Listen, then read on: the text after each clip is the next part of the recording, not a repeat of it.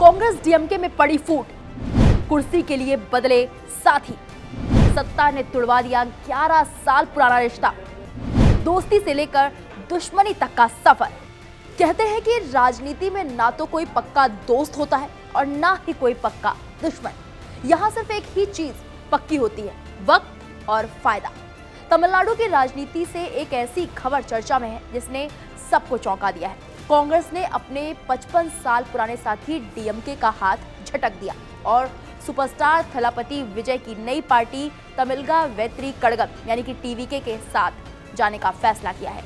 तमिलनाडु विधानसभा चुनाव के दौरान दोनों पार्टियों ने बेशक गठबंधन में चुनाव लड़ा था, लेकिन दरार और रिश्तों में तनाव की खबरें तो आनी शुरू हो चुकी थी।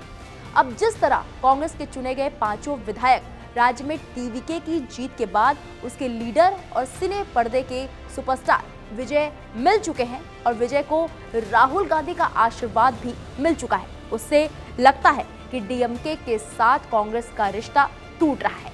भारतीय राजनीति में कांग्रेस और द्रविड़ मुन्नेम कड़गम यानी डीएमके के बीच रिश्तों की गणित की कहानी बहुत उलझी हुई है। ये आज की नहीं बल्कि दशकों पुरानी है। ये गठबंधन कभी लोकतंत्र बचाने के नाम पर साथ आया तो कभी सत्ता के समीकरणों की वजह से एक दूसरे का धुर विरोधी बन गया।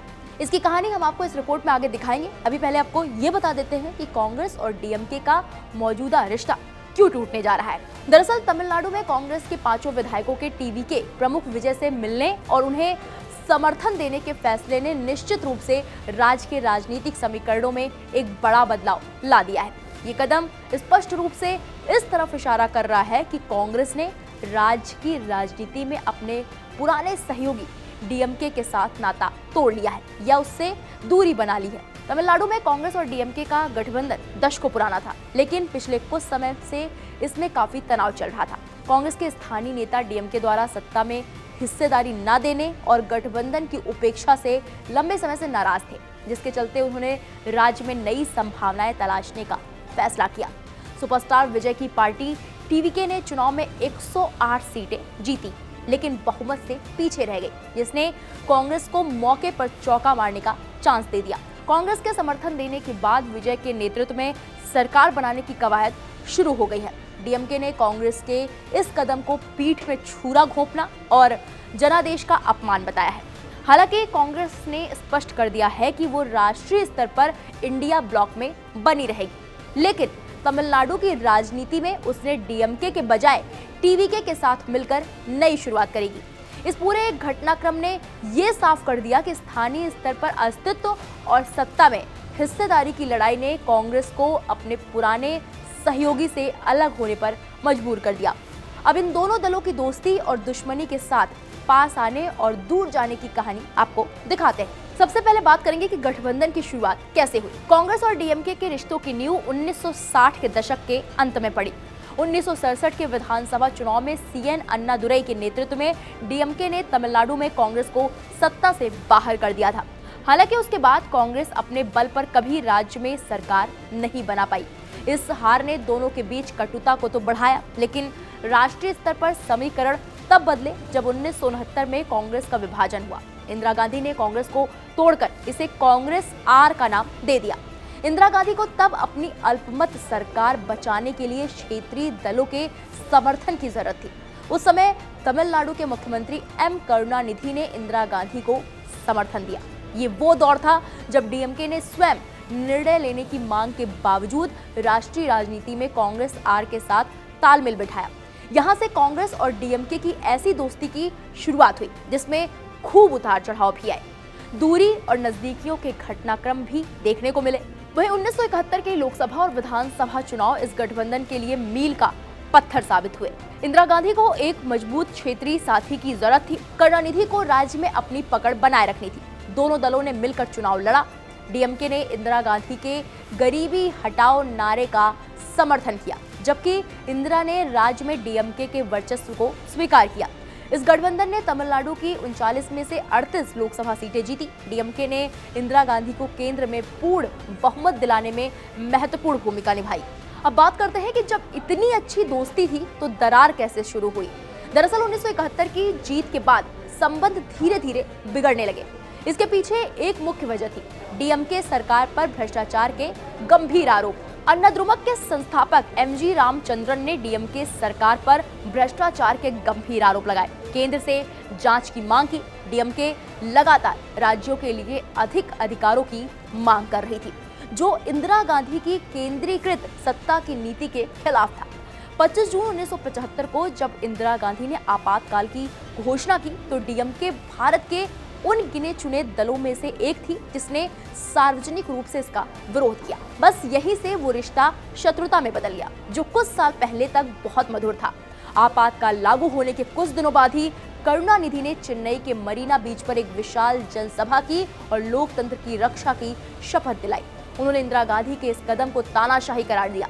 इंदिरा गांधी ने डीएमके से आपातकाल का विरोध न करने का भी अनुरोध किया, जिसे डीएमके ने ठुकरा दिया, जिसमें दोनों के बीच रिश्ता बिगड़ गया। इंदिरा गांधी ने आपातकाल की शक्तियों का उपयोग करते हुए 31 जनवरी 1976 को करुणानिधि सरकार को बर्खास्त कर दिया। आरोप लगाया गया कि राज्य सरकार केंद्रीय निर्देशों का पालन नहीं कर रही है, प्रशासन में भ्रष्टाचार व्याप्त है। इसके तुरंत बाद राष्ट्रपति शासन लगा दिया गया। इमरजेंसी के दौरान डीएमके के नेताओं पर जो बीती वो पार्टी के इतिहास का सबसे काला अध्याय माना जाता है। करुणानिधि के बेटे एमके स्टालिन, मुरासोली मारन और आरकट वीरसामी जैसे दिग्गज नेताओं को maintenance of internal security act यानी मीसा के तहत जेल में डाल दिया गया। स्टालिन को जेल में गंभीर यातनाएं दी गईं। आपातकाल के कड़वे अनुभवों के बावजूद 1980 के चुनाव में दोनों दल फिर एक बार साथ आ गए। करुणानिधि ने तब अपना प्रसिद्ध नारा दिया था, नेहरू की बेटी का स्वागत है, हमें स्थिरता दे। ये गठबंधन विशुद्ध रूप से एमजीआर को हराने के लिए बनाया गया था। उसके बाद भी कई बार गठबंधन टूटे और बने। साल 2004 से 2013 तक डीएमके यूपीए शासन के दौरान कांग्रेस के साथ रही। हाल के सालों में डीएमके और कांग्रेस इंडिया गठबंधन के सबसे मजबूत स्तंभ रहे हैं। 2019 और 2024 का चुनाव मिलकर लड़ा। हालांकि सीट बंटवारे, क्षेत्रीय मुद्दों और स्थानीय स्तर पर कांग्रेस की कमजोर स्थिति की वजह से अक्सर तनाव की खबरें आती रहती हैं।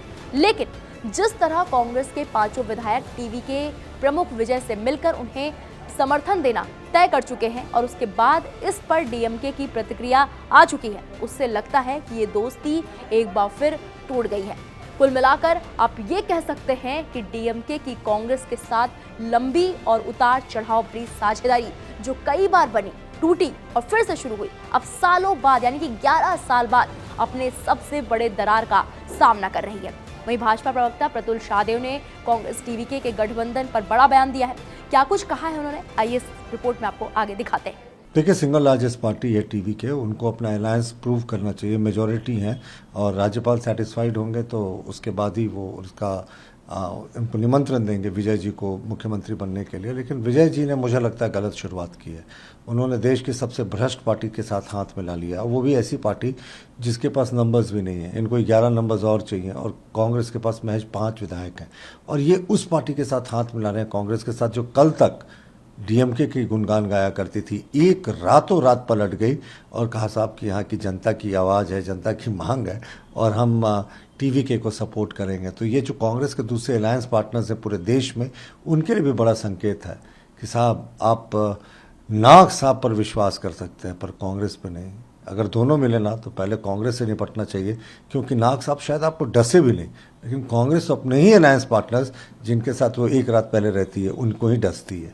देखिए, खाता ना भाई, जो गांधी परिवार कहे वही सही। तो यहाँ तो वही होगा जो राहुल गांधी चाहेंगे, जो प्रियंका वाड्रा चाहेंगी, जो सोनिया गांधी चाहेंगे। विधायकों की जो एक रस्म अदायगी होगी, कोई ऑब्जर्वर जाएगा, लेकिन जिसको आला कमान का जो प्रिय पात्र होगा उसी को यहाँ मुख्यमंत्री पद दिया जाएगा और वही मुख्यमंत्री बनेगा। देखिए, बिहार हमारे लिए बहुत चैलेंजिंग जॉब था। जिस तरीके की सिचुएशंस थी, उसके बाद बिहार में हम लोगों ने अपने इतिहास की सबसे प्रचंड जीत हासिल की और आरजेडी ने अपने इतिहास का सबसे दूसरा खराब प्रदर्शन दोहराया। तो बहुत बड़ा मैंडेट है, कैबिनेट एक्सपेंशन है, गठबंधन के साथियों का ख्याल रखना है, सामाजिक समीकरण का ख्याल रखना है। तो लोग कहते हैं कि साहब बंगाल चुनाव का और हम असम चुनाव की जीत का, पुडुचेरी की जीत का जश्न क्यों नहीं मना रहे। साहब जश्न नहीं, वो तो लोगों की जीत थी। अब हम काम पर लग गए हैं। अब बिहार की जनता के साथ भी न्याय करना है और बहुत एक एक करके हम लोगों ने कैबिनेट के वो जो चेहरे हैं उनका चुनाव कर लिया। अंतिम मोहर लगने वाली है और आज उनका शपथ भी हो जाएगा और इस बड़े ऐतिहासिक क्षण के साक्षी खुद प्रधानमंत्री जी बनेंगे। देखिए, ऑपरेशन सिंदूर एक ऐसा ऑपरेशन था जो भारत ने बहुत विषम परिस्थिति में, बहुत कठिन परिस्थिति में अंजाम दिया था। उसके ठीक पहले हमारी बेटियों के, हमारी बहनों के सिंदूर को उजाड़ दिया गया था। पहलगाम में पाकिस्तान समर्थित आतंकवादियों ने हमला किया था। उसके बाद भारतीय वायुसेना, थल सेना, नौसेना ने पराक्रम दिखाते हुए ना सिर्फ जो आतंक के ठिकाने थे पाकिस्तान ऑक्यूपाइड कश्मीर में उस पर हमला किया, बल्कि मेनलैंड पाकिस्तान में भी घुस कर मारा। नूर खान बेस पर जब हम लोगों ने हमला किया तब पाकिस्तान ने घुटने टेक दिए। इनका जो मेजर एयर बेस था उसको हम लोगों ने पंगु बना दिया। तो ऑपरेशन सिंदूर शौर्य की कहानी है, बदला है उस बेटियों के सिंदूर का जिनका सिंदूर उजड़ गया था। तो देश को गर्व होता है कि हमारी सेना ने प्रधानमंत्री जी के करिश्माई नेतृत्व में किस तरीके का पराक्रम दिखाया और पाकिस्तान को, मेनलैंड पाकिस्तान के भीतर घुस कर मारा। और यही अब नॉर्मल हो गया है। अब पाकिस्तान समझ गया ऐसे आतंकी हमले होंगे तो हम आतंकियों को तो मारेंगे ही, पाकिस्तान और उसके आकाओं को भी नहीं छोड़ेंगे। फिलहाल इस पूरे मामले पर आपकी क्या राय है, हमें कमेंट बॉक्स में जाकर जरूर बताइएगा।